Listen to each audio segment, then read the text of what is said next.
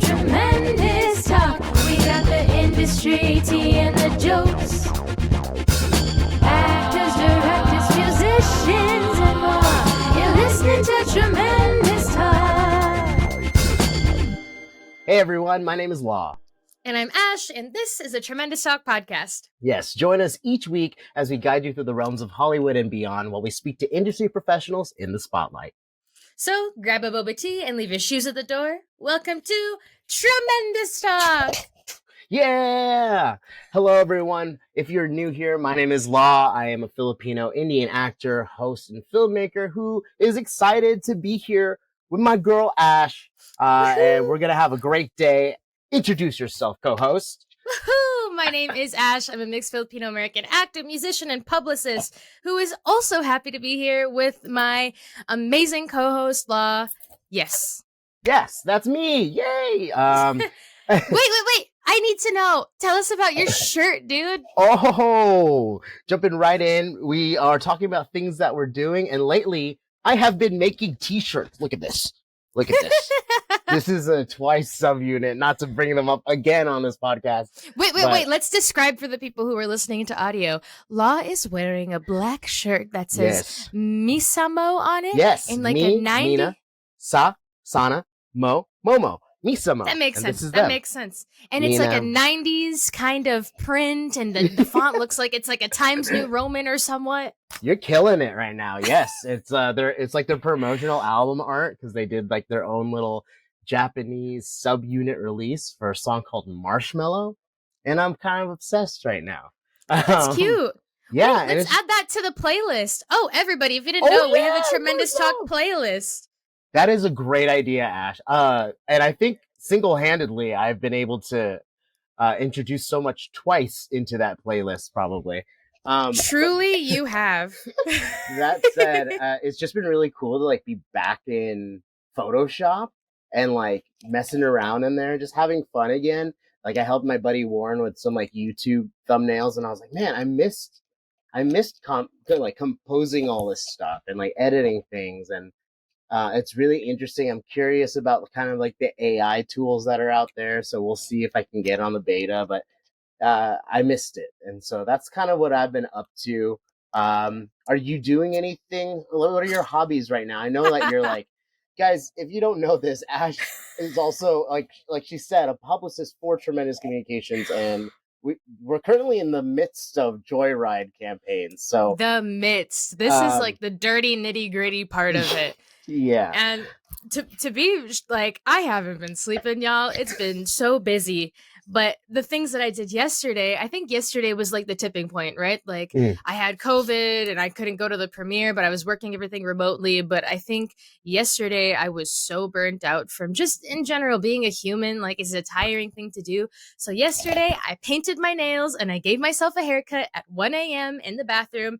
And honestly, I feel a lot better. Small things like a haircut. It's literally like chopping the weight off of your life, right? So the metaphor made me feel a lot better. Man, the little self-care always helps, but I'm sorry you're not sleeping well.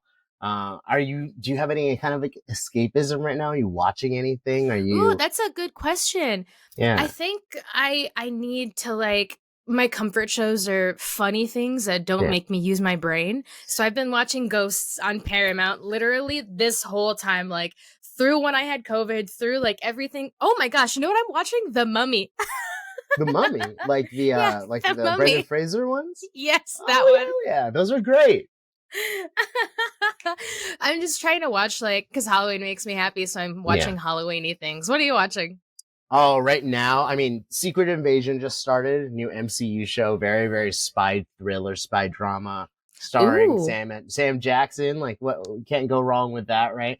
It's been really interesting. It's only a couple episodes, but I've also been watching like on Netflix. I'm finally getting through all like the K-drama recommendations my friends have been sending me. And I started out with Extraordinary Attorney Woo. Yeah. And it's like really cute. It's like a really cute show. I can't speak to how accurate the depiction of like autism spectrum disorder is, but I know that I'm enjoying it. It's very, very like procedural.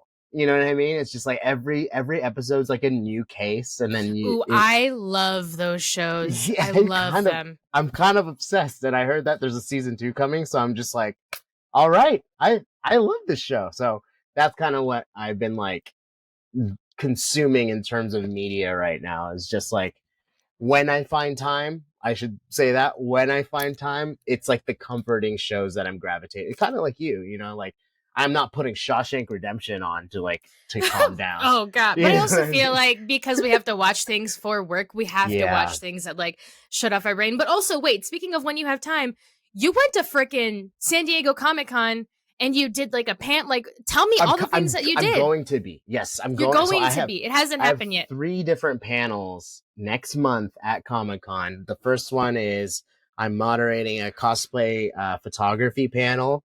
And then another one is Filipinos in entertainment. And so we have some really cool people from the diaspora and from the entertainment Our friends. field. Yeah, like Joy Gordo, the casting director's in there. My friend JPG, Jason, he's fantastic. He does tabletop, he organizes all this stuff.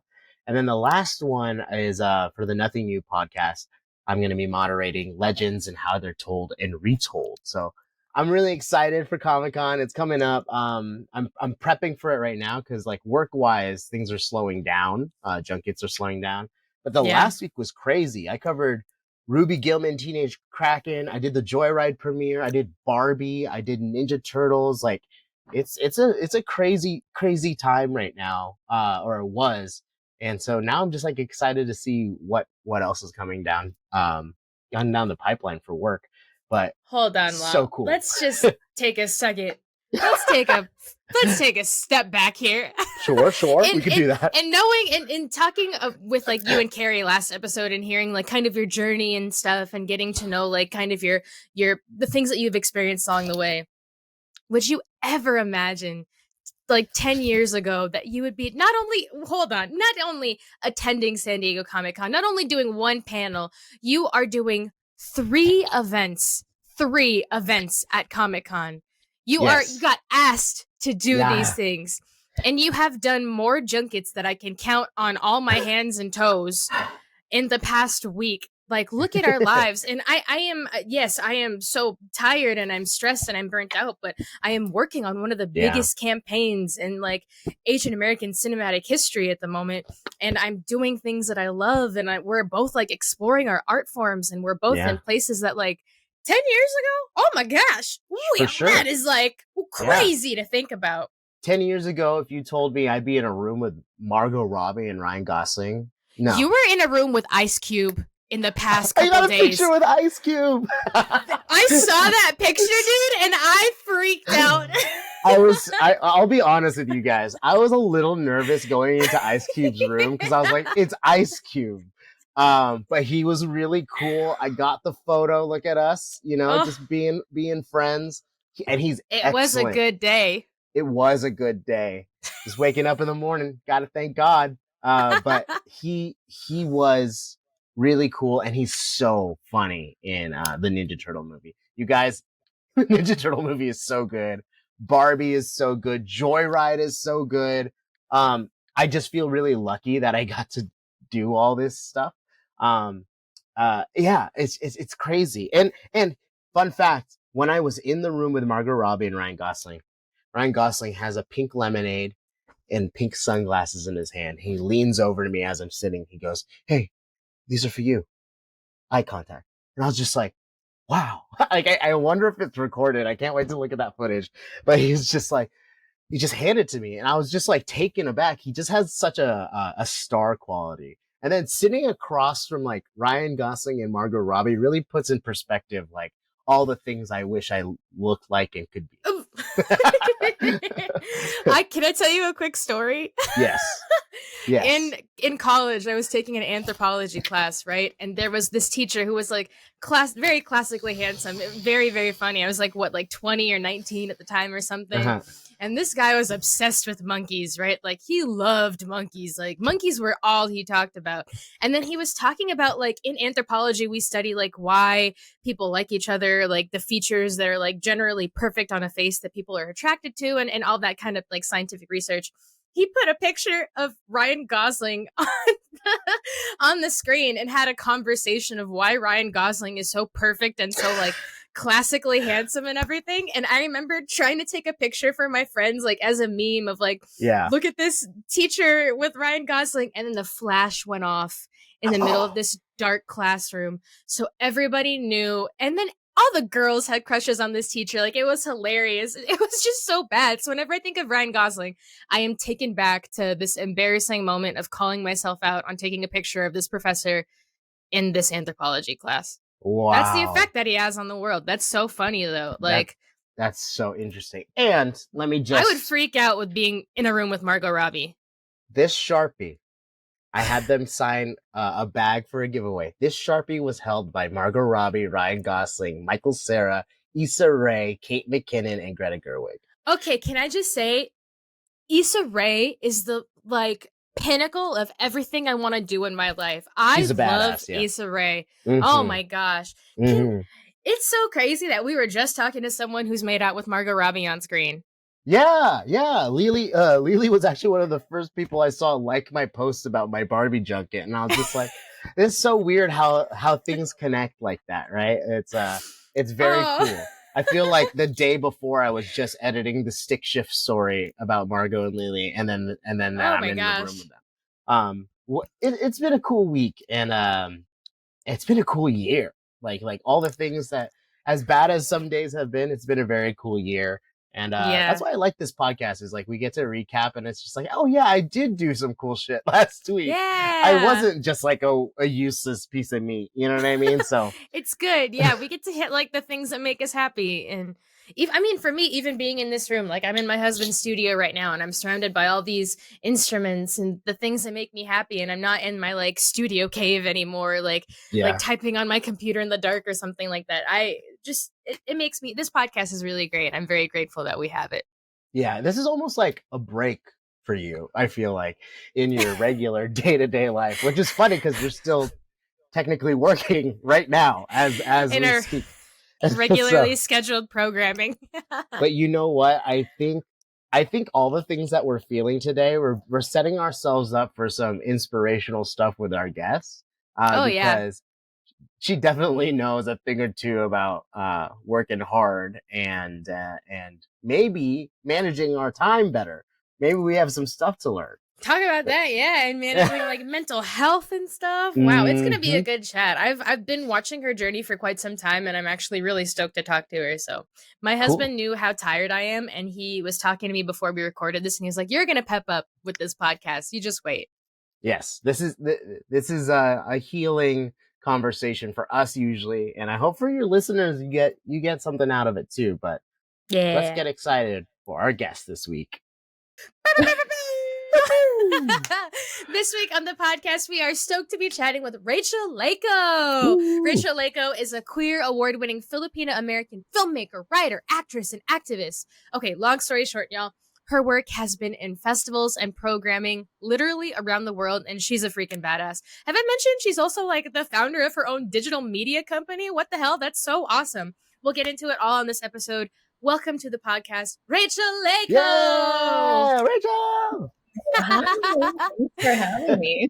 Yes, of course. Can you tell us a little bit about your day? Like, what you do? First of all, what's on your shirt? I love your shirt. Gosh. Oh, yes, this is a Filipino brand. Actually, I got this in the Philippines when I visited like last month, and a friend recommended this brand, and it's like upcycled sacks, and they made it into like a t-shirt. It's amazing. God, I love that. Yeah, check this out. For the viewers listening on audio only, Rachel is wearing a white button-up t-shirt with a lot of different prints on it, and it looks very cool in pink and blue. Yes, it's this brand called And Again. Only available in the Philippines, but I think they do like worldwide shipping maybe. But it's called neat. And Again? And Again. Mm-hmm. What a really clever name for that concept. I love that. Right. That's awesome. Very, my improv brain is like, and? Rachel, so just to catch you up, this is so exciting. I've been following you for quite some time now. I think I might have found you through some of the work that I did with Cinema Sala during the pandemic or anything like that. But when I stumbled onto your work, you've kind of become this like beacon of what it means to be like this activist and creative and like really owning and being into your identity and everything. How can you tell me a little bit about your journey into getting into just owning your identity and being an advocate for mental health and the LGBTQ community? You're amazing in doing all of that. Oh, wow. Well, yeah. Well, thank you for that. That's so sweet. And what a loaded question. Like, let's get into it. Yeah. And also thank you for that really lovely introduction. That was great. You just kind of encompassed everything that I do, which is awesome. So, I think that's it for the podcast. Thanks for having me. Bye. Awesome. See you later. All those things kind of just, I didn't set out to really become those things. I started off as an actor first and foremost. I started off acting when I was in Texas, and I grew up there, and I did theater. And I just kind of like fell in love with it immediately. But I've always loved storytelling, like all forms of storytelling. Like as a kid, I loved watching TV and movies and reading books and writing and just anything that, I think for me was a type of escapism, right? And just, I just loved stories. That's it. And when I found acting, I fell in love with that and performance and being in front of the camera. And I think since I was young, I had a vision of myself of being in Hollywood. And at the time, it wasn't like, oh, I want to be famous or whatever. It was just like, I see these people playing these cool characters and having fun. I'm like, I want to do that. That sounds really awesome. And so for me, I feel really grateful that I kind of knew my calling and my purpose and my passion at a very young age. And, and then my family moved to LA, and then I was like, okay, well, here I am. And at the time when I was like going out for auditions, Filipino roles were very scarce, very stereotypical. And, I decided in college that I would go to film school, even though, my mother, who is a registered nurse, very Filipino, wanted me to also be a nurse. Typical. As it goes. And I was a rebel. I've always been a rebel. So I was like, Mother, no. Actually, I did try it for a second just to, Oh, you did? Wait, hold on. We got to get into that. For a hot second. Literally for like a semester in undergrad. Even for a semester, that's wild. Okay, yeah. Tell us a little bit about, we'll get to the other parts of the question. It was loaded anyway, but from the conversations of your mother being like, I just want you to just try it out. And then from applying to school to getting into school to forcing yourself to study these things, even while you had that inkling in the back, what was that semester like for you? Oh my God. It was tough. It was, I was taking all these classes and it was interesting because I am really fascinated by I had to take psychology, which I really, really love. And I had to take all these other very, scientific classes, and it was interesting. But I was trying to get into the nursing program, and it was really obviously very competitive. And at the time as well, I took a screenwriting elective. That was the first time I learned anything about screenwriting, because all I did was acting at the time. And I was also still outside of school, going to auditions and doing all that and looking for a manager and, all those things. And, I didn't get into the nursing program, one, and that for me was a sign. I was like, you know what? I think this is not for me. And so I had to break it to my mom, because I was already doing research on the, on the side of film schools, because I was really falling in love with screenwriting and telling my own stories. And, again, because roles were so scarce for women like me, when I started writing, I was like, oh my God, I can tell my own stories. I can create my own stories, and also, create that for my communities. I thought that was so powerful, and I found a stronger sense of passion and purpose there. So I joke that I had to come out to my mom 3 different times. And so the first time was coming out as, a filmmaker, and this is what I'm going to do. And I'm not going to be a nurse. Sorry. And at the end of the day, she was like, well, I guess you can do it. And she didn't really believe in me until my first year in film school. I won an award. I won a student Emmy for a short film that I did, or a short pilot.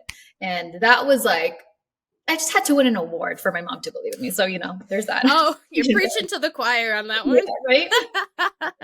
It's so funny how like the things that you need have just naturally come into your life. Like we see it as a repeating kind of thing in the podcast with everybody that we've talked to, but this specifically between you kind of just finding yourself in this like filmmaker and content creator role, and you kind of just taking a screenwriting class, and now you're this like award-winning writer, and everything that you've kind of needed in life has found its way to you. Absolutely. Yeah. I think I'm very spiritual. So I feel like it's all very, very divine, and just staying open to like what the universe is sending you, because at the same time, I can also block it out and choose not to go that path, or choose not to take this opportunity or whatever. But I think I've always kind of just naturally been very, starting with like my own intentions, and then just being open to what the universe brings me.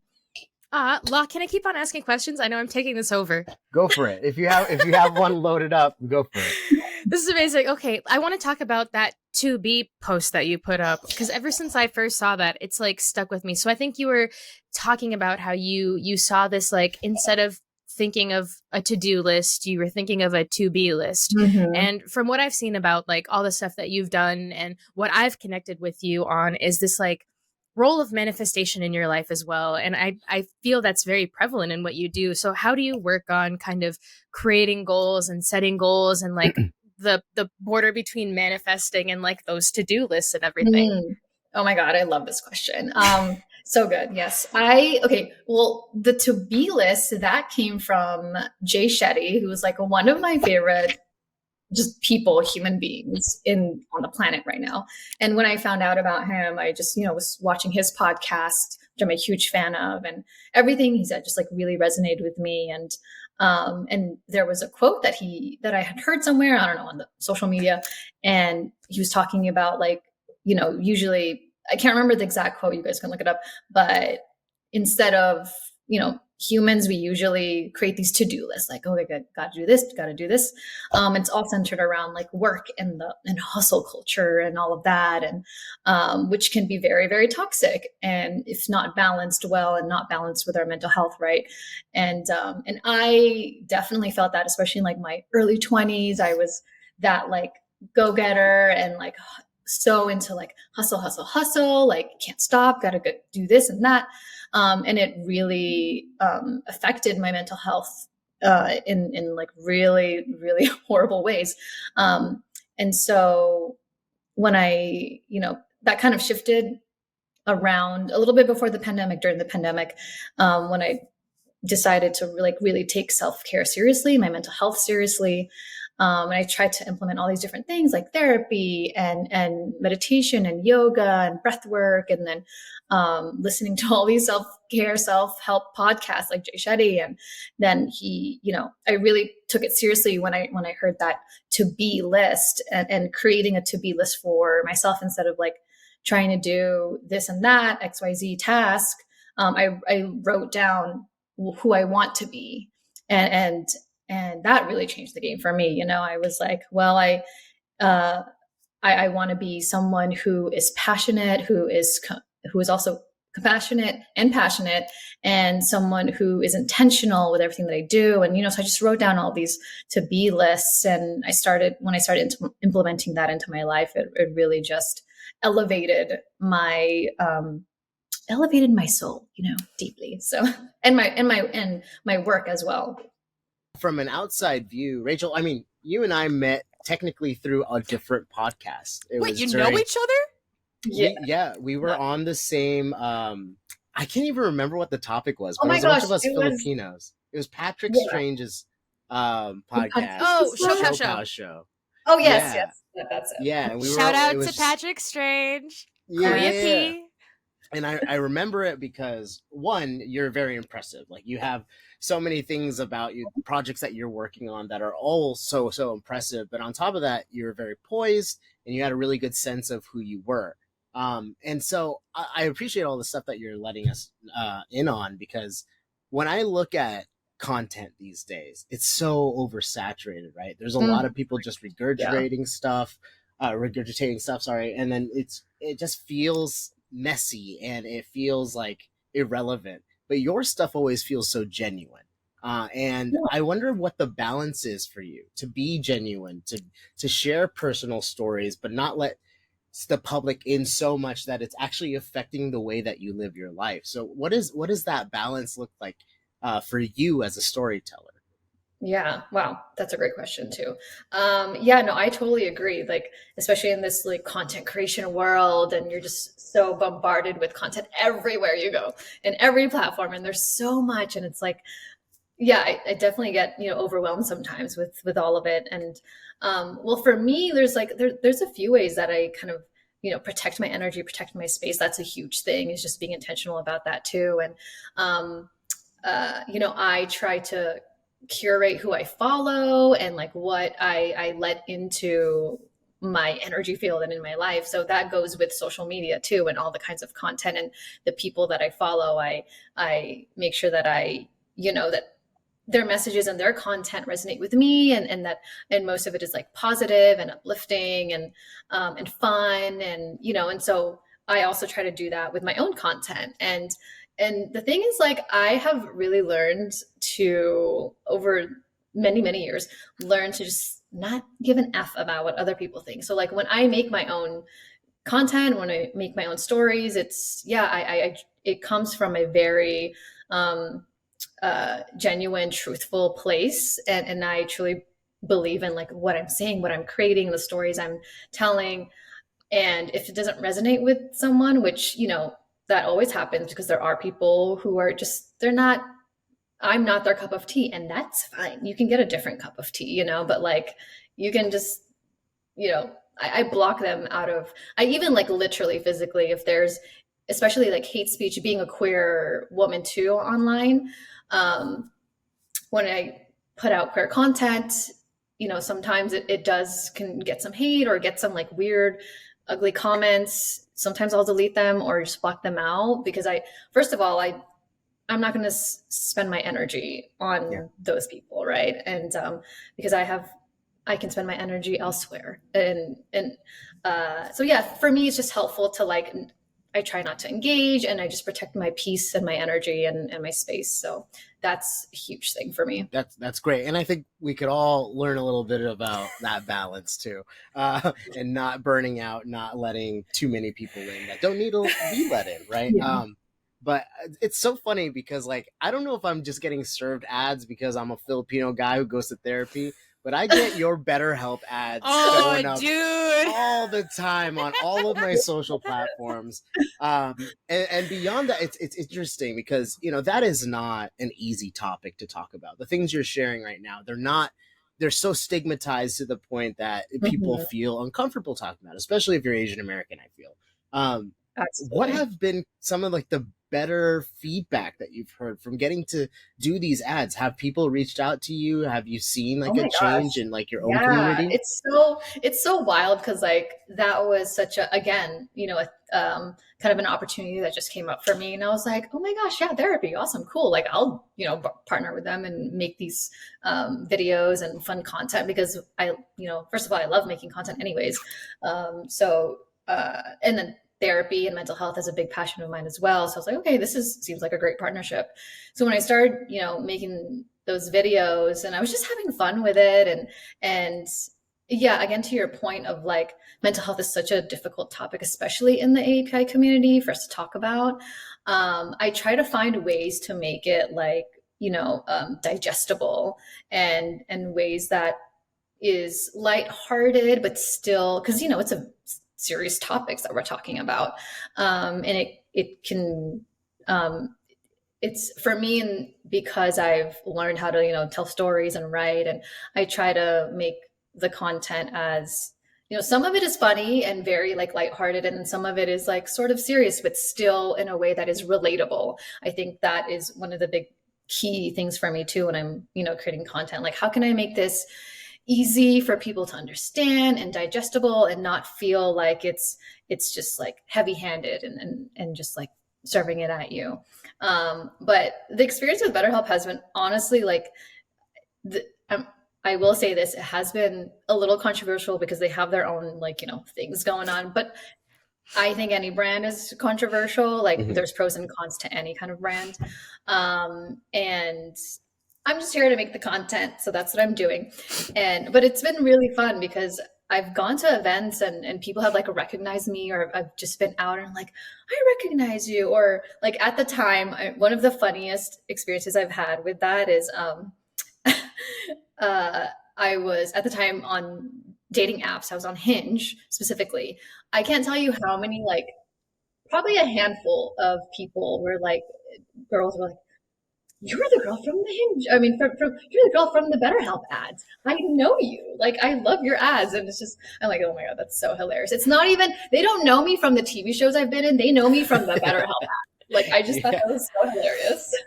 Wait, then can I ask you a question about that? So with your content making and everything too, like you're able to reach such an audience with like your BetterHelp ads and the content that you create on your own, but you're also like you're on Atypical, you're on all these things, like you're still booking things as an actor. Is there like do you have like a preference on one, or do you find yourself more leaning towards one? Because I know you're also just casting something with Rayan, right? Like there's Yes. so many Yeah. things that you're up to. Yeah, I mean, like, I again, first and foremost, I've always been an actor, a filmmaker. Like the film and TV landscape, the film industry is my, passion. And then content creation came after that because of just how big social media has become now, and it's its own industry. Like I literally was just at VidCon, and that was my first time at VidCon. I was like, oh my God, this is wild. Like all the influencers, content creators out there that are just, huge, and like it was a lot to take. I'm still processing because it just happened, but yeah, it made me think about like kind of the parallels and the ways that, and also the ways it's different from the film industry. But I mean, I love it all. I just love storytelling. So like for me, social media is just another form of storytelling. And then, I try to take all my like filmmaking techniques and storytelling techniques into content creation as well. I do think your style carries through too. Like Hell yeah. there's a very distinct voice and look to the content I've seen you put out, and so We call it an aesthetic, Law. an aesthetic. She's an auteur, a storyteller, a filmmaker. Can you talk about? I'm curious about what you were up to in Guam. I'm curious about that project. Yeah, How much can you tell absolutely. us about that? Yeah, Southeast Asia. Let's go. Oh my God. Yeah. So what an experience. Honestly, like it's funny. I was just talking to my partner about this, like, because we're halfway through the year, and I was talking to her about like, we need to do our intentions. We need to write down, like, I love that. Yeah. And so I was just like reflecting a little bit in like the past few months. I was like, I can't believe it's been half a year already. And like, I was on Guam for most of this year for like, I think I was there for 4 months. Wow. That was a while. I was like basically living there, and I was like, it seems like a dream. Like it didn't happen, but it did, And so yeah, so I was there for Relive, a movie that we're in development for, and gosh, a lot happened. But in summary, basically, we've been working on this film since the pandemic. Rain and I wrote it together, and we're co-starring in it, and so it's been through a lot, as any feature film project does. It's so hard to make a film. It's so hard. But we've stuck with it through thick and thin and all the blood, sweat, and tears. And, we're still trudging along because, again, as queer Filipino filmmakers, again, this goes into like you've probably heard me say this many times on social media because I talk about it all the time, and I'm very passionate about it. And in terms of like Asian representation, it's people really talk about like, oh, now is the golden age for Asian American representation in the media and in Hollywood. And I'm like, yes and no, because for Southeast Asians, for Filipinos specifically, it's not that at all. That is not our experience. And there has been some, really great milestones for us recently, like, Yellow Rose and Easter Sunday and all of those films. But again, we still have a lot of work to do there in that department. But so making Relive has been such a roller coaster. We were on Guam and we were ready to go and like about to basically greenlight the movie. We were there to cast locally. We already had most of our like lead supporting cast. We were there to do some tech scouting, location scouting, just getting everything ready to, to film the movie, because we were scheduled to film May, June. And basically what happened was that our funding got pulled, which really, really sucks, and it was really devastating to us, especially as small independent filmmakers. Like, this is, for a lot of us in the cast too, it was like our first big like feature film project. And I co-wrote it. I was also co-producing. I'm co-starring in it. So it's like all these things, and we were super excited about it. And so our funding got pulled, and also Guam is a U.S. territory, but the rules there are very interesting in the way in how they apply to the film industry, and like so much politics involved. But there isn't a tax incentive for filmmakers yet, so that's something that we're working on. Like, we're literally the first like union Hollywood project to film on Guam, and we're working with the government there to get a tax incentive for us, tax credit. And that's a process, it's still ongoing right now. So basically we had to postpone filming, which, was really hard to process at the time. But honestly, looking back, it was a blessing in disguise, because there was a typhoon that hit Guam recently. Wow. It was like, I think end of May, early June, maybe. It would have been right when you were filming. And it was right when we would have been filming. And Wow. so we were just like, oh my God, like the universe really had our back. It's again, like how I say, it's wild, because at the time obviously we were like, why is this happening? We've been working on this film for so long. Like, there was a lot of questions, a lot of doubt. But then looking back, I'm like, oh gosh, like that, it just wasn't time for us to film that movie. And that's okay. We're not giving up on it. It's not dead. It's just paused for now. So that was a huge, just many, many lessons I learned at that time. And just gotta trust the universe, y'all. The universe has a bigger plans. So the universe is always on your side with Absolutely. everything. That's so interesting. I really wonder, with one, your tax incentive that you're working on, and two, with everything that's happening with the strikes right now, I wonder how that is going to affect what you're doing. But what a journey, man. I feel like what you're going through, what you went through with that film with Relive, I think it's almost more important to talk about those things and like the feature films that are out right now, rather than like this studio greenlit movies that are happening and filmed already. Like the real process, the nitty-gritty process of what it is to be a filmmaker, and what you like truthfully face, even getting to like the point of a studio almost greenlighting your movie, even getting to the point of getting funding, even getting to Guam. Like, these are all such major, impossible almost wins. Like the amount of people that have screenplays even written, or the amount, like, it takes so much energy to just go one step further in this process, and to see you just this whole like just being told no and getting that taken away and still going, that in itself is a masterclass in filmmaking. Wow. It's an interesting way of no, it's very true. I think because at that time too, when we were pitching and actively like looking for that funding, it was like no after no after no, and so much was like stacked against us. But I think that's also a testament to how amazing our team was. I'm like so proud of. I think that's one of the biggest things I'm so grateful for too, is the team that we built, and the creatives and the filmmakers that even after all of that, like still are in it with us. They're like, we're in it with you guys through thick and thin. Like, we believe in this. We believe in the story. It's so important. And I'm just proud of, I'm so proud of that, even though like we haven't even filmed the movie yet, I'm already so proud of what we've done so far. And this is the kind of time where the magic happens. Oh, absolutely. Yeah. I'm really glad that you brought that up, just like your team, because something that I like about what you've been doing is just you're not only telling your stories and making projects, but you're creating opportunities for your people, like your friends and stuff.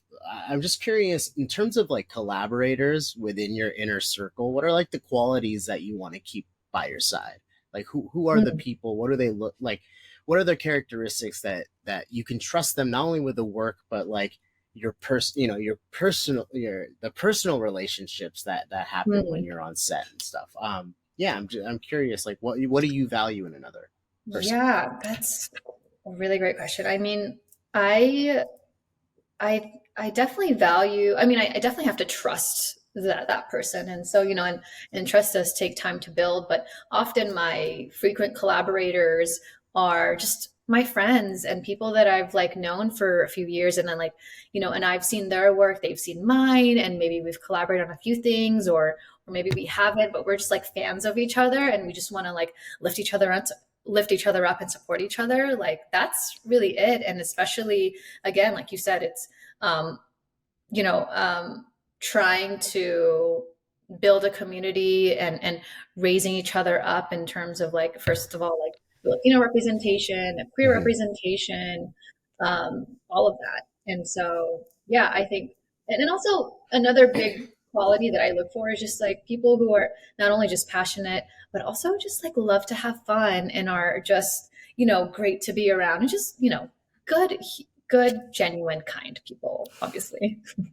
What's it's that? Nice to be. Huh? I don't know any. Thanks, Law.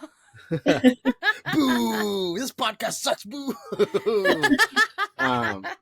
Rachel, can I break it up? And can we do, like, we've been getting into such deep conversation. Can we break it up with a dumb little lightning round? Oh my gosh, absolutely. Ooh, Yes, we jumped right in the deep end with you. I don't know what it was. It's just like, she likes mental health, right? Let's talk about it. I'm sad all the time. Let's talk about it. All right. Oh. It becomes like a therapy session.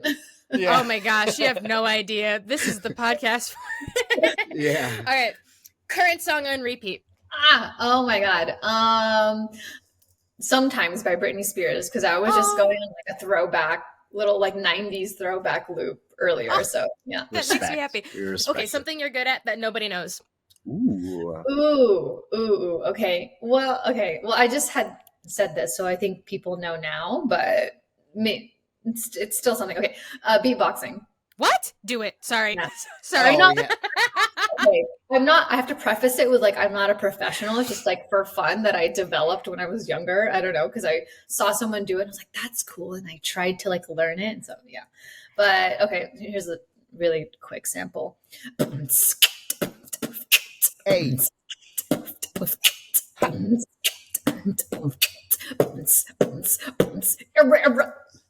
Hey. Is beatboxing like an Asian superpower? I don't know. Oh my gosh. Between Sabrina Wu, we're working on Joyride the movie right now, and yeah. we're working with Sabrina Wu. And Sabrina Wu is also a beatboxer. And the first time I was like in person hearing Sabrina beatboxing, and I was like, they are the coolest. And then you beatbox too. Like, is there a school that I didn't know about? Like, that's so cool. I know we're in the middle of a lightning round, but Rachel, the way you described learning beatboxing is the way that I learned how to dance. Is like I saw my Pinoy friends like doing really cool dance moves, and I would like mock them. Like I would be making fun of them. And then one time, my friend Brian, he turns around and is like, you're actually just dancing now, right? Like you actually just know how to dance. And you're a dancer now. You're actually a dancer. I was like, oh my God, I'm Filipino after all. Sorry, not to interrupt the lightning round, but I was just like, it's funny how it starts really off as like, I could probably figure that out. And that's how you know you're Filipino. You're like, oh yeah, I can dance. Natural. It's in my blood. Yeah, exactly. Okay, favorite comfort food? Lumpia. Oh, yes. Yeah. And also, okay, well, actually, oh gosh, it's so hard. Lumpia and champorado. Yes. Oh, so smushy. I love it. Ube champorado. It's in my pantry right now. Oh my gosh, same. But like I had a very, like it was, the first time I had it was in the Philippines when I was there. And it was at this restaurant. And I literally went to that restaurant just to try the ube champorado. I saw it in the photos. Best I've ever had. Wow. Oh. And I found love. And then now I saw that they sell the like Instant kind. the instant ones. Yeah. Yeah. So I stocked up on that. Oh, I too have some ube champurrado in my pantry. wait, did we all get that Easter Sunday PR package? That's what started it for me. I was like, I didn't even know Exactly. it existed. Exactly. It comes in purple. Fuck yeah. Okay, ideal day off. Ooh. Ideal day off. Oh, beach day. Just a nice little chill beach day. Yes, Yeah. gotta love it. Okay, going to 7-Eleven, what can I get you? Ooh. Hot Cheetos and a cherry Slurpee. Aw, that's a classic combination. Very Cool. classic. Very red as well. Yes, very red. You know what's funny? I feel like hot Cheetos has been like the snack of this podcast. People love Yeah. their hot Really? Cheetos out here. Yeah. Yeah. I mean, Well, it I've is never asked a top tier what- chip. It is. What's Oh, your 7-Eleven order? Me? Yeah, You wanna- I've never known this about you. Sorry, Rachel. No, I want to know what your guys' orders are. I'm a slut for some energy drinks. I love caffeine. I love my Slurpees. You know those little taquitos that they have? Mm. They're not good for you, but they're really tasty. But I also like beef jerky. I don't know. I'm so basic. I'll have anything for 7-Eleven. 7-Eleven is half of my ethnicity. I'm just kidding. Half of your diet. Just kidding. Lo, we did should have a conversation about this. We did have a convenience store growing up, and I always was mad at my dad at being like, you really had to have like a liquor store, didn't you? God. Oh my gosh, I actually didn't know that about you. That's so cool. I get to learn a fact about my friend. Yeah. But let's go back to our actual guest. She's more interesting than me. We have to go back, right? Gosh, what's your order though? Oh yeah, let's get that I'm out of the way. vegan, so I get the vegan version of Cheetos, which is Takis, and then I get a yerba mate. Oh, Huh. your bodies are good too. Yeah. Thank you for asking. It's very exciting. Takis are great too. I also like Takis. Something about You that love hot, spice. a hot Yeah. chip. Yeah, it's good Hot stuff. chip. Band name called it. Oh wait, that is a band. Is it really? Hot Chip is a band? Anyway, Rachel, can you tell us? I'm very actually excited to know. You are literally something. This is, I think, why I resonate with you so much is because you're a multi-hyphenate, and between being a filmmaker, between being a content creator, between being a mental health advocate, between even owning your own digital media company, like that is something that is so cool, and I strive to be like that, but I find myself consistently being burnt out, running out of ideas. How do you keep going, and how do you keep your battery full, or how do you recharge when your battery's literally not existent? Yeah. It's all about that balance, you know. I'm a Libra, so like balance. Me too. Oh my gosh, what? Yeah. Wait, when's your birthday? October 9th. What about you? Ooh, September 29. Ooh, happy birthday in months. Yeah. Law, what's your sign? I'm a Cancer. My birthday is Aw. next week, actually. Yeah. Fun. Happy early birthday. Thank you. Love that. It's coming. But yeah, balance. So when my battery is low, dead, done, I have to definitely take like few days off of just, you know what, I'm just gonna lay low, you know, again, like I said, chill beach day, or just stay in, and like it's more so instead of output, just a lot of input, you know, consuming media, art. Like I would still do something that's related to art, you know, where it's reading or catching up on my favorite movies and TV shows. And honestly, that then helps me create more because I'm also getting inspiration from a lot of different sources. And so I think that's why the balance is so important. Like as much as I'm outputting videos and stories and writing, whatever, like I also need to be doing the same amount of just receiving art and consuming that art in different forms. And then also just living life. Like I get a lot of inspiration from real life things. Like I love traveling. I love like, you know, checking out new environments and meeting new people, hearing their stories, and just I draw inspiration from literally anything and everything. I Oh, love that so much because I feel yeah. like we get so many stereotypes of people who are creatives who lock themselves in a room and are like, Mm. if I don't make this script in 5 hours, then I cannot do that. Props to you who can do that, but well, that sounds very intense. Yeah. the Um, importance of living life, though. Mm-hmm. I do like that note quite a bit, and it's funny because Ash and I were talking kind of about the work life balance, and it's nice to hear someone who's doing the stuff, but also being like, but also take time to like enjoy the things that Yeah, are being made because around because I feel like when you're just living your life and enjoying things and doing things that make you happy, you. it enriches your storytelling. It enriches your creativity, and so like I always try to keep myself like um, just engaged in different activities and like different hobbies and trying out new experiences, doing things I've never done before. Like, one of the things that's on my bucket list this summer is to like take a pottery class Oh and yeah. to like go well, I want to also take up sewing, like sewing my clothes and putting cute patches on it, just being, and that's another form of creativity, but it's just in a Yes. different way. And so yeah, I think like having a varied type of like life experiences just enriches your storytelling. I love that your career you're a multi-hyphenate, and in your hobbies you're a multi-hyphenate. That's You got- I mean, it's something about your person. What's your do you know your Myers-Briggs? Do you know your MBTI? I'm the ENFJ. Is that? Yeah, I think it's ENFJ, the protagonist. The protagonist one. Let's go. I'm the same way. I was like Rachel and I are like the same person, I think. Oh, absolutely. And Yeah, like, they're- yeah. We do too much, and but it doesn't feel overwhelming. I'm totally. No, I love it.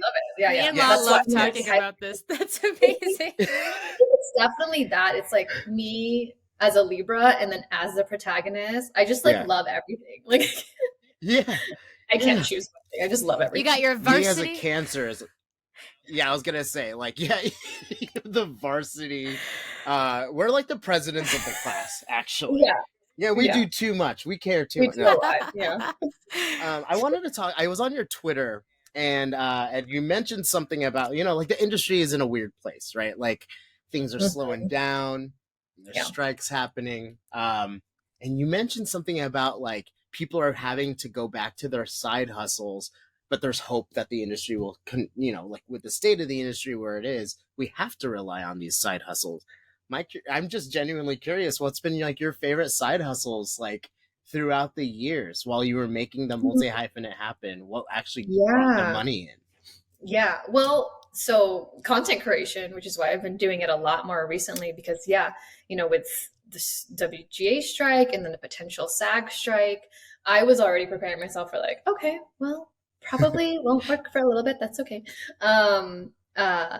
And so I was like, all right, let me like focus on content creation. And, I get some good deals with like brand partnerships, which is really awesome. And then I also am, I'm a full-time freelancer now too. So I, will sometimes, I used to actually do a lot of videography as a side hustle. So videography for like different brands and events, and editing as well. Sometimes I would, do freelance video editing. But it's all kind of in the like entertainment media landscape. I respect it. I And I know love- it well. Just like getting to talk to film people, it's so exciting. I think I'm just like finding excuses to go back to film school every single moment I can.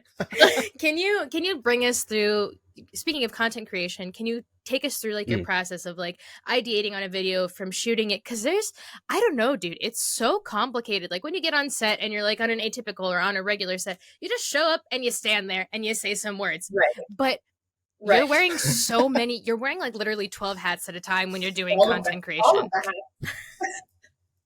Yeah, all of the hats, especially as like, I am doing it all myself. So yeah, my process is, it's honestly similar to my process of like making a short film or making a movie.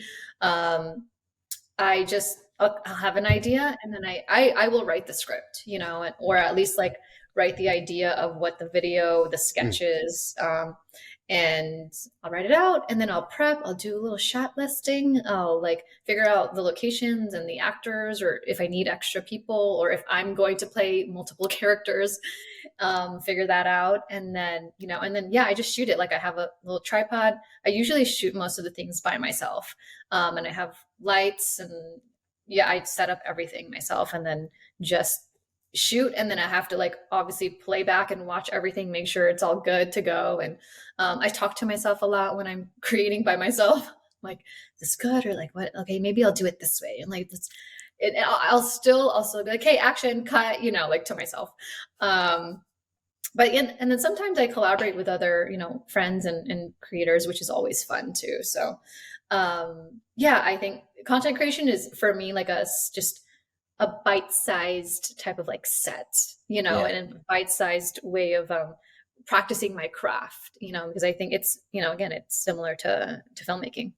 I never put that in my head. I always had like social media and content and reels and TikToks and like this other category, and then like filming on sets and filmmaking in this category, but you literally described the same process for both of them. It's the same. Yeah, absolutely. I think that simplifies.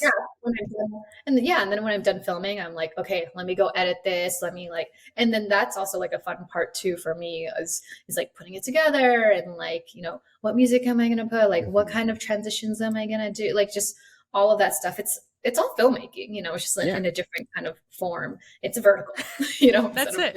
Horizontal. Yeah.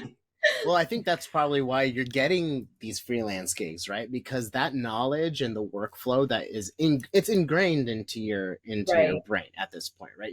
It's secondhand nature for you to know how pre-production looks, then production, and then post after the fact. And the fact that you're a person who not only can do each of those departments, but you also are really good at having like the big picture, of all of it and like what it's going to look like. That just makes you, an ace in content creation. But at the end of the day, like you said, it's like the process is very, very similar to just making a film. I have found a new love for short form content in the same way, but I lack some of the, I like talk myself out of things. So it's nice to hear you say like, I just set up my tripod and do it myself. Like for me, I'm like, oh, I really need someone to make sure I'm in the frame. And it's like, now I'm making excuses. Like, you know what I mean? Like now I'm making excuses to not do the thing that I wanted to do. And then maybe like a couple days pass and then I no longer can do that idea. Maybe it's no longer relevant. So that is pretty inspiring to just be like, just do it. Nike, man. Yeah. No, yeah, absolutely. I think like, well, I definitely can resonate with some of that too, because like in the beginning, it's with content creation, I was also kind of hesitant about it, and I would only, do certain videos and do it here and there, whatever. But then like now I'm just like really embraced it because it's like, again, it's like, it's fun. I get to practice filmmaking and I get to, because also another big thing too with content creation is that it's a shorter time frame. It's because they're short, and so you can get it out faster. And as opposed to like making a short film, a 10-15 minute short film, or like a web series or a feature film, which will take years, it takes months or years to get that out into the public, into the world. Content creation is a fun way for me to explore different like filmmaking techniques and tricks and try this or that and be like, oh, I like that. Like, oh no, I don't like that. Or let me try it for this video. And, so it's just super fun. And, don't take yourself too seriously. Just like do it and have fun, So yeah, for me, I think that's also a big motivation when creating content. And now I think more than ever, one of my struggles with content creation in the beginning was like consistency. And that's what like everyone talks about, everyone's just like, you got to be consistent. You got to have a schedule. You got to do this and that. And it is hard to like juggle everything. Cause like, as I'm creating these projects, I have different projects in different stages. So it's like, I'm currently writing a movie, and then I'm also doing all this content creation. And then they're telling me I need to, post every single day. Like what? That's a lot, having to do everything. So again, it's finding that balance of like what works for me and what is important for me to prioritize right now. Like, for me, it's, I want to make this movie. So let me finish, I set a schedule of like, okay, in the mornings, I'm going to write. And then in the afternoons, maybe I'll shoot some content, and so it's setting different timeframes for every project. Aw, how has it been to kind of start including your girlfriend into this process of all your content creation? Oh my God, it's really, so she is not in the industry at all. Oh, wow. Yeah, like not at all. She's a doctor, she's a dermatologist. And so completely different world, right? Like, yeah. So I thought it was really funny that I was in the beginning of of dating. I was like, how do you feel about dating an artist? And she was like, have you ever dated an artist? She was like, no. I was like, are you sure are you sure you want to sign up for this? Like, she's like, yeah, no, I think it'll be fine. I think it's great. Like, it's really cool. I'm, and she loves art. She loves movies and TV. And so, obviously we have that in common. But I think like in the beginning it was really important actually for me to bring up like, how do you want to approach content creation? How do you want to approach like social media? Like, because, you're not very big on it and I obviously am. And yeah, in the beginning, we really, especially, first few months of dating, we kept that super private, like not posting each other or just maybe like little hints and glimpses here and there. No hard launch.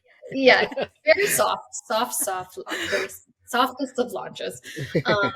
Until, we became more serious and I was like, well, I just like, sometimes I had cute ideas for like, especially queer couple, videos. I was like, do you want to be in this with me? Like, you don't have to, like, no pressure, but I could get somebody else, but it's okay. Like, I would love for you to be in it. So I think I just started like warming her up to being, on camera.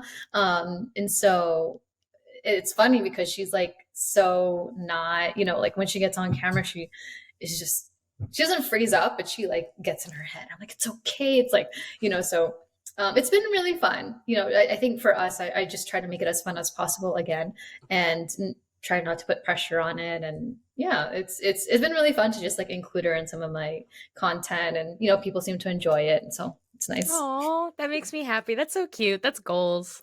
Yes. Thank you. I like that you have content where you could like go back and be like, you want a glimpse of me, and you could like pull different videos of things that you've made to be like, this is like the sampler platter of what to expect with me. And so it's cool, but it is also like a balance, right? Like I remember being in like a pretty public relationship and I was just like, certain people get involved with your life and it's like you have no stakes in my decisions, right?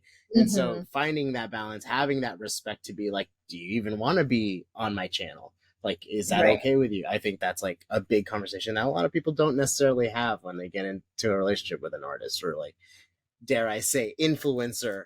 But like, you know what I mean? Like it's definitely it's very easy. interesting to navigate because I've never really been in like a public relationship, and I was single for a long time, had so I had really fun stories to share there, but like with being in a relationship and being in the public, like it's such an interesting thing to navigate. And I think what's really important is creating boundaries and being really communicative with like what you're okay with, what you're not okay with, and how you allow people into your space. Again, back to like, protecting your energy, protecting your space. So that's something like I do for myself, but I also do for our relationship.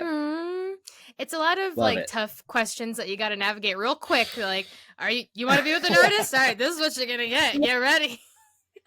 Right. I'm like, are you going to be okay with, it was wild because when we were getting really serious, I was like, I'm going to be, it was the beginning of just dating, like first few dates. I was already saying like, I might be leaving to Guam for a few months, like next year.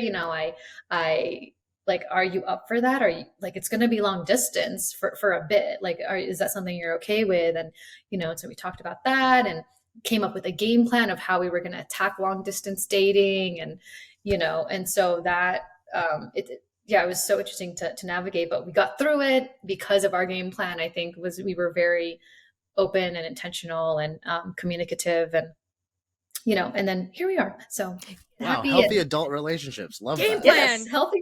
Go team, varsity. Love to hear it. Love to see it. Go varsity. All right, Rachel, we have taken so much of your time. We're gonna ask our couple of roundup questions. Yeah.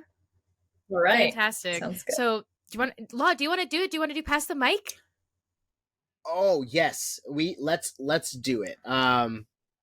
So on this platform, we're very lucky to have a platform. We'll say that, but something that we like to do to end and round up our episodes is give our guests the mic for a second, and whatever you want to talk about, whatever message you want to give, whether that's advice for young creatives, whether that's like promoting what you've got going on, or maybe you just want to like vent for a little bit. This is your time. But we really appreciate you being here. We appreciate anything that you have to say. So this is the mic. I'm handing it over to you. Thank you so much. I appreciate it. Love it when actors are on here. They always play along. Yes. Oh wow, that's so sweet. Thank you for the mic. Gosh, right now I am just very grateful for, chatting with you guys and getting to know you all even more. And actually I was going to say, congrats on the podcast, because I know this is, very new and so awesome, and love the "We Are Tremendous" neon sign, by the way. Super awesome. And yeah, I mean, I don't have too much to promote except that I am secretly working on my directorial debut feature film. Right. So there's that. Very early development, but it's, in the works, which I'm super excited about. Hopefully, like maybe end of this year, there will be more news to come on that. And then I also, I have my web series Crazy, which is not out yet, but again, I'm really hoping that we can release it sometime this year, which I'm really excited to get that out there. And also like stay tuned for Relive at some point, manifesting that as well. So yeah, I just have a lot of really great things like in the works right now. And, I started this new video series on my socials called One Word Film Challenge. So stay tuned for that, because I'm really excited to start that video series up. So many things. Oh my gosh, I love it. What did I say at the beginning? That we were gonna hear things that we needed to hear today. Every episode, dude, between like me doing the shirt thing for you, me doing the shirt thing for Rachel, talking about burnout, talking about all that stuff. The universe does give us the things that we need. It's interesting. I like that she brought up that she's spiritual and that she kind of like sees things like in the sense of like destiny or like the universe speaking to you, because like while I don't, to avoid sounding hokey, I don't talk about that stuff, but it is true. Like I do feel that kind of energy in the world. And for me, I'm just going to jump right into my takeaway.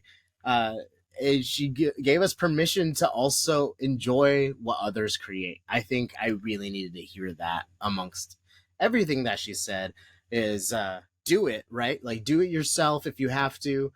Get a team to make it happen, but at the same time take time for yourself in equal parts if possible to also enjoy what's out there and what other people have poured their souls into.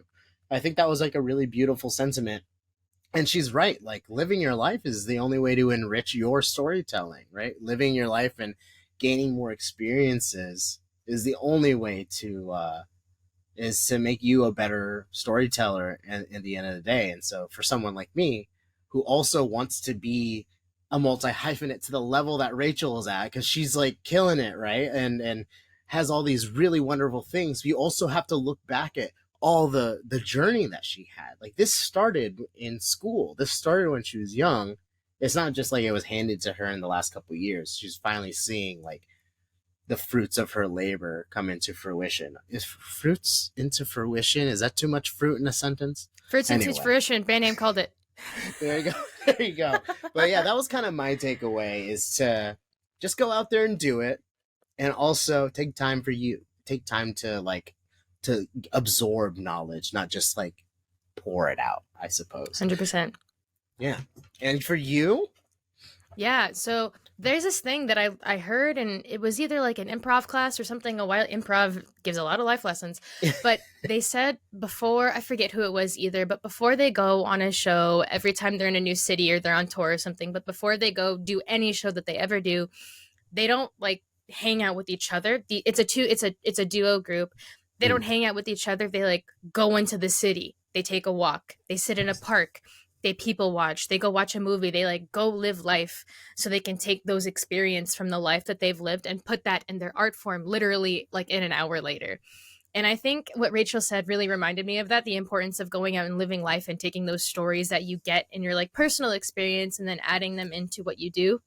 Because I think I do that. I sit in my room and I write and I force myself to be creative and I force myself to be productive and have a certain level of output, but I constantly forget about input.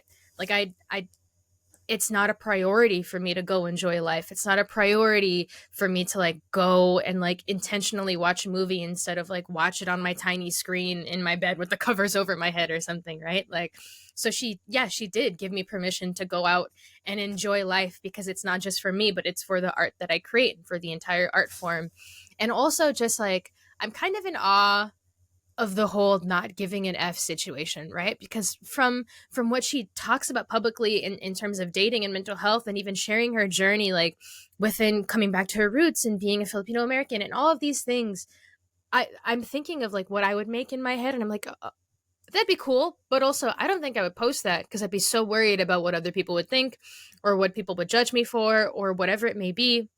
But just do it and put it out there and not to care and do it for yourself. Like, it's so simple, but it's also kind of mind-blowing. Yeah, it is. And it's, I don't know, a lot of life's questions can be answered simply. I feel like, you know, like if we really think about it, but I'm just really grateful because, you know, Rachel, while she is also very successful, she is our peer, you know, and it shows what we're capable of at the level that we're at as well. And so, and you know what I really, really appreciate is she was vulnerable with the whole, the relive stuff. And then she talked about how it, you know, when the funding gets cut, I know for me and the person I am, that would be devastating. So the fact that she's talking about it in the way that still has optimism, that still has hope, shows the resilience of the people that make it out here. You know what I mean? It's like one failure, one loss is not the end of the road. And that's also it's a healthy reminder for us, you know, like we're making this podcast, we're doing our regular jobs. And I think at the end of the day, we probably ask ourselves the same question. It's like, is this worth it? Am I doing okay? And sometimes you just need someone else to put in perspective for you. And Ash, you're doing great. Let's just put that out there right now. You know what, La? You're tremendous. Oh my God, you do this to me every time. You're tremendous. You're tremendous. And to all you listening, thank you so much for listening, and you're tremendous. You're tremendous. Yeah. We are tremendous. That's absolutely right. Stay tuned for the next episode because we're going to keep them rolling. But we really appreciate you for being here. I appreciate you, Ash. I appreciate you, La. Thank you. This put a pep in my step today. All right. The podcast is always a great place to be. And please follow Rachel Leyco online. Yes. She creates freaking fantastic content. There's so much out there that you can watch her in. Go watch her in episodes of like TV and stuff too. She's been on a ton of things. So yeah. Yes. Or hell, a BetterHelp ad. You might even catch her. Oh, there, yeah. But... Yeah. Yes. Very talented multi-hyphenate. Very happy to have her. But thank you all for joining us, and we'll catch you next time. Bye. The Tremendous Talk podcast is produced by Lawrence Sharma, Ashley Rapuano Sanchez, Gabriela David, Joseph Feralde, and Jeremiah Abraham in collaboration with Tremendous. The Tremendous Talk podcast jingle is by Jared Sanchez and Ashley Rapuano Sanchez, produced at Hamsterden Records.